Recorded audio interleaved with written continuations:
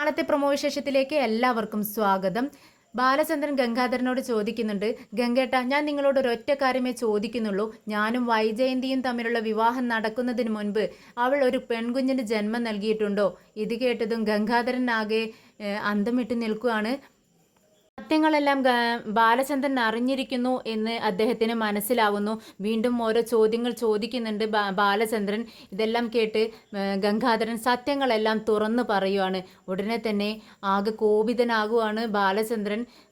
ഗംഗാധരൻ്റെ കോളറിന് പിടിച്ച് കുത്തിന് പിടിച്ച് ചോദിക്കുന്നുണ്ട്, അപ്പോൾ ഇത്രയും വർഷങ്ങൾ നിങ്ങൾ കുടുംബത്തോടു കൂടി എന്നെ ചതിക്കുകയായിരുന്നു അല്ലേ? സങ്കടത്തോടെ ബാലചന്ദ്രനും ഗംഗാധരനോട് ചോദിക്കുന്നുണ്ട്. ഈ വിവരങ്ങളെല്ലാം, ഇവിടെ സംഭവിച്ച കാര്യങ്ങളെല്ലാം ഗംഗാധരൻ ചെന്ന് മാലതിയോട് പറയുന്നു. മാലതി ചോദിക്കുന്നുണ്ട്, ആഗ്രയിൽ വെച്ച് നടന്ന കാര്യവും ട്രിവാൻഡ്രത്ത് വെച്ച് നടന്ന കാര്യവും എല്ലാം ബാലചന്ദ്രൻ അറിഞ്ഞോ എന്ന് ചോദിക്കുന്നുണ്ട്. അറിഞ്ഞിട്ടുണ്ടാവണമെന്ന് ഗംഗാധരൻ പറയുന്നു.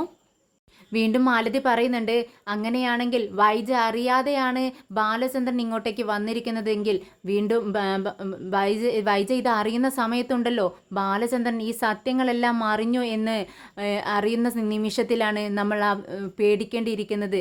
അപ്പോഴാണ് അത്ഭുതം സംഭവിക്കാൻ പോകുന്നത് എന്ന് പറയുന്നുണ്ട് മാലതി.